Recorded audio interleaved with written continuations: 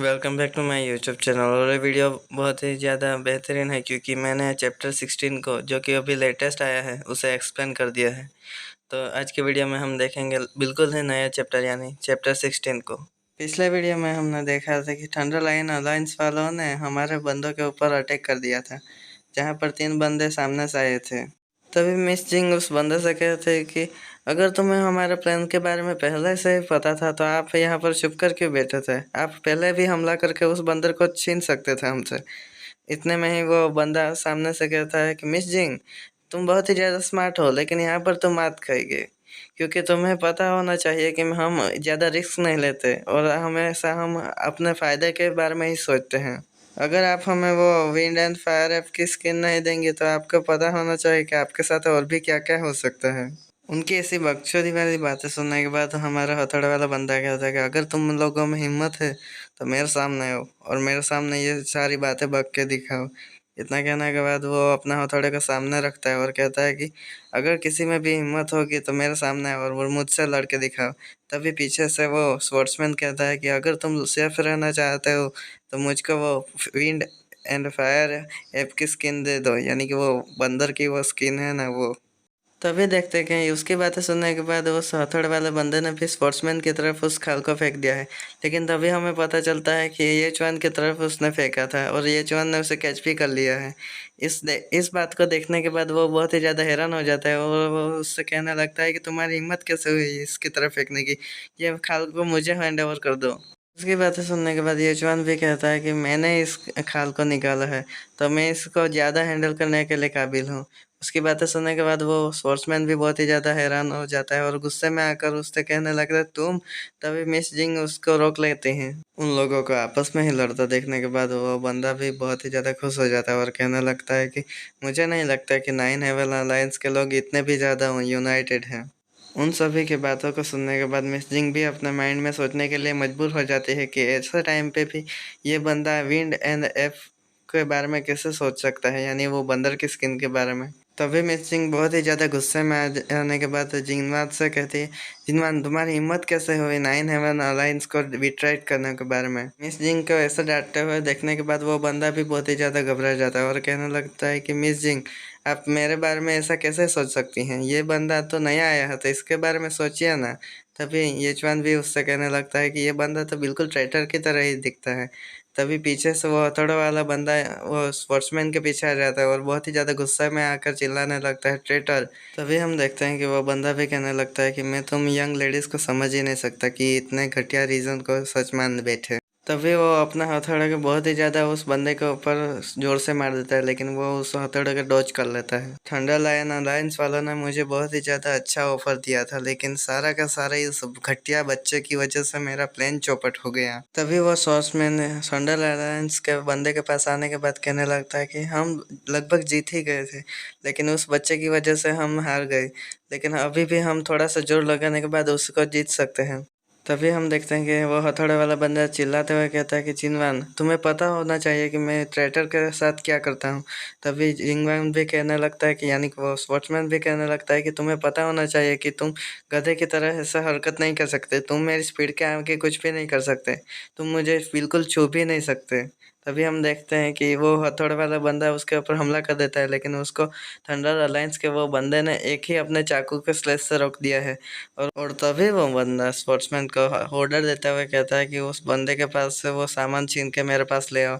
तभी scene shift होता है और हमें दिखाया जाता है कि वो हथौड़े वाले बंदे का हथौड़ा अभी भी बहुत ही ज़्यादा तेज़ी से वाइब्रेट कर रहा होता है, क्योंकि उस सामने वाले बंदे का हमला बहुत ही ज़्यादा खतरनाक था। तभी वो बंदा उस हमले करने वाले बंदे से कहता है कि तुमने पहले ही सेकंड स्टेज के मास्टर रेलम में अवेकन कर लिया है, यानी कि उसने ब्रेक थ्रू कर लिया है। तभी वो थंडर लाइन अलायंस का गुंडा कहने लगता है कि मैं पहले से ही जानता था कि तुम लोग कितने मजबूत हो, इसी वजह से मैंने पूरी प्रिपरेशन करने के बाद यहाँ पर आया हूँ और आज यहाँ पर से कोई भी जिंदा वापस नहीं जाएगा। इतना कहने के बाद वो बहुत ही ज़्यादा तेज़ी से हमला करने के लिए आगे बढ़ जाता है। तभी वो हमला कर देता है अपना डबल डेगर से, लेकिन वो हथौड़ा वाला बंदा उसे रोक देता है। तभी वो बहुत ही ज़्यादा घबराते हुए हैरान हो जाता है और तभी वो उसको हमला करने के बाद उससे दौड़ झटक देता है। अभी दूसरी तरफ स्पोर्ट्समैन की तरफ सीन दिखाया जाता है, जो कि बहुत ही ज़्यादा कैजुअली येचवान की तरफ हमला करने के लिए आगे बढ़ता है तभी हम देखते हैं कि वो जंप करके अपने स्किल को यूज़ करते हुए येचुआन के ऊपर जंप करके हमला करने के लिए आगे बढ़ता है। लेकिन तभी हम देखते हैं कि मिस जिंग जो कि येचुआन को बचाने के लिए अपना स्किल को यूज़ करते हुए ये उस बंदे स्पोर्ट्समैन की तरफ स्लेश लगाने लगती है।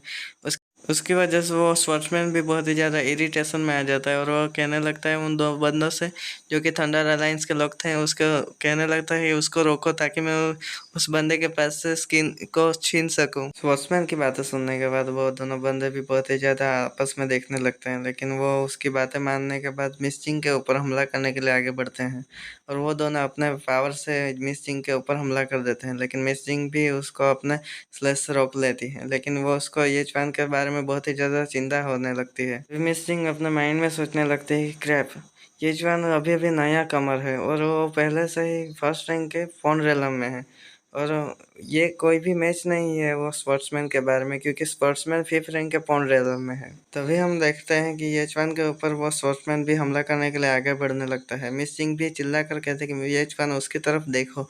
तभी हम देखते हैं कि येचुआन अपना ऑरा रिलीज करने लगता है और अपना स्किल को इस्तेमाल कर लेता है और हम देखते हैं कि उसके पीछे बहुत ही ज़्यादा ऑरा एमिट होते हुए दिखता है और उसके पीछे 2 आंखें भी दिखाई देती हैं।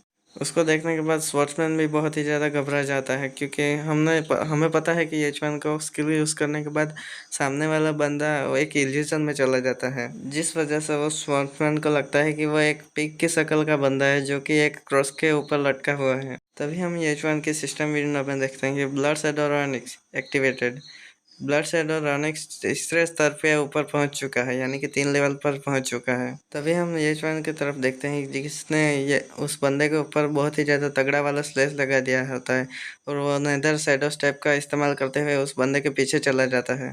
तभी वो बंदा चिल्लाते हुए कहने लगता है कि तुम बच्चे मेरे साथ रेस करना चाहते हो, तुम अभी भी कच्चे बच्चे हो मेरे सामने, तुम्हारी हिम्मत कैसे है मेरे ऊपर हमला करने की, तुम्हारे हमले मेरे को हाथ भी नहीं लगा सकते। फिर हम देखते हैं कि वो बंदा बहुत ही ज़्यादा चिल्ला रहा होता है, लेकिन तभी येचुआन उसके पीछे से छुपते हुए कहने लगता है कि ये शायद अभी भी बहुत ही ज़्यादा डैमेज हो चुका है।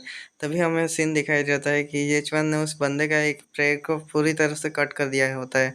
तभी वो बंदा अपने पैर को पकड़ते हुए चिल्लाते हुए कहने लगता है कि तुम बच्चे, घटिया बच्चे, गंदे नाली के कीड़े, तुम्हारी हिम्मत कैसे हुई मेरे ऊपर हमला करने की। तभी येचुआन उस बंदे के पास आता है और उसके गालों पर हाथ रखते हुए कहता है कि मैंने तुम्हें पकड़ लिया तुम बच्चे।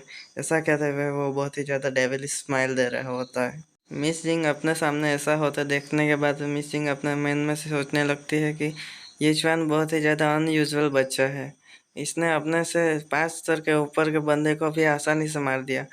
तभी शक्य हो सकता है जब भी येचुआन के पास गॉड टायर का कॉम्बैट टाइप का प्रोफेशन होगा। वॉचमैन को हराने के बाद येचुआन मिस जिंग की तरफ देख रहा होता है, जो कि बहुत ही आसानी से उन दोनों बंदों की तरफ लड़ रही होती है। लेकिन मिस जिंग जब येचुआन को फ्री देखती है तब येचुआन को कहता है कि येचुआन मेरी मदद करो। मिस जिंग की बातें सुनने के बाद येचुआन उसको नज़रअंदाज करने के बाद वो दूसरी तरफ देखता है, जहाँ पर हथौड़े वाला बंदा बहुत ही ज़्यादा स्ट्रगल कर रहा होता है डबल डेगर वाले बंदे के सामने लड़ते हुए। तभी डबल डेगर वाला बंदा अपना स्किल को इस्तेमाल करने लगता है और पर्पल लाइटनिंग को अपने स्पोर्ट्स में एमिट करने के बाद उसके ऊपर हमला करने लगता है, जिसकी वजह से हथौड़े वाले बंदे को बहुत ही ज़्यादा परेशानी होने लगती है और वो बहुत ही ज़्यादा तेज़ी से चिल्लाने लगता है।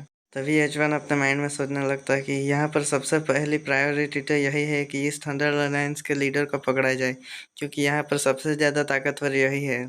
इतना सोचने के बाद येचुआन नक्की कर लेता है कि यहाँ पर सबसे पहले तो उसको थंडर अलायंस के लीडर को रोकना पड़ेगा, तभी जाकर वो लोग यहाँ पर जीत पाएंगे। तो इसी के साथ ही ये वीडियो ख़त्म होता है और मैं आप सब लोगों को एक नोटिस बताना चाहूँगा कि मैं इस यूट्यूब पर बहुत ही ज़्यादा मेहनत कर रहा हूँ। आप लोग देख रहे होंगे कि मैं कभी-कभार कुछ दिनों के लिए गायब हो जाता हूँ। मैं इसलिए गायब हो जाता हूँ कि मैं यूट्यूब के साथ अलग-अलग काम भी करता हूँ। मैं पढ़ाई भी करता हूँ और बहुत सी चीज़ों पर काम भी करता हूँ। यानी कि पैसे कमाने के लिए जाता हूँ। तो इसी के साथ ये वीडियो ख़त्म होता है और बाद में मैं नया वीडियो आएगा, यानी कि नया चैप्टर आएगा, तभी मैं इसको अपलोड कर दूँगा। इसी के साथ take care, bye bye, good bye.